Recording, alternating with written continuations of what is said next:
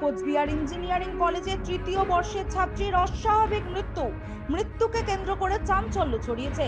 জানা গিয়েছে গতকাল রাত 1:30-এ হোস্টেলের তৃতীয় তলে ঝুলন্ত অবস্থায় দেখা যায় তাকে। এরপর দরজা ভেঙে সেই ছাত্রীকে সেখান থেকে উদ্ধার করে কোচবিহারের একটি বেসরকারি হাসপাতালে নিয়ে যাওয়া হলে সেখান থেকে তাকে রেফার করা হয় সরকারি মেডিকেল কলেজ ও হাসপাতালে এবং সেখানে নিয়ে যাওয়ার পর সেখানকার কর্মরত চিকিৎসকরা ওই ছাত্রীকে মৃত বলে ঘোষণা করেন। পরবর্তীতে কোতোয়ালি থানার পুলিশ ঘটনাস্থলে আসে। কি কারণে মৃত্যুর ঘটনার তদন্ত শুরু করেছে পুলিশ। মৃত ছাত্রীর নাম অন্বেষা ঘোষ, বাড়ি দুর্গাপুরে। হয়েছিল দাদা, ও তো রাত্রি 1টার দিকে মেয়েরা ওর যে রুমে থাকতে চেয়েছিল, হঠাৎ করে বন্ধুদের রুমে গিয়েছিল আর কি। তারপর যে বন্ধুকে বলছে যে আমি তোমার রুমেই থাকবো, পরে সে ফোন করলো যে 1টা বাজছে, ও আসছে না, ও ফোন করে দেখছে। পরে ফোন করার পর ও ফোন তুলছিল না, ফোন না তোলাতেই মেয়েটা এসে দরজা নক করছিল।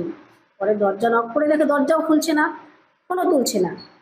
পরে আর কি ও আবার বন্ধুদেরকে ডাকলো যে অন্বেষার এরকম ঘরে দরজা দিয়েছে, ফোন তুলছে না, ব্যাপার কি।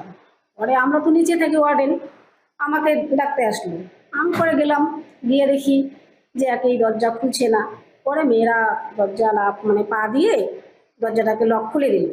খোলার পর এখন খোলার দরজা খুলেই তো আমরা দেখছি যে ও ঝুলে আছে।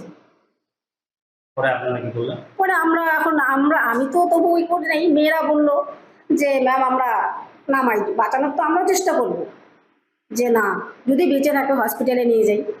পরে মেয়েরা সহকারে ওকে নিচে নিয়ে আসলাম, বা মানে হসপিটালে নিয়ে যাব।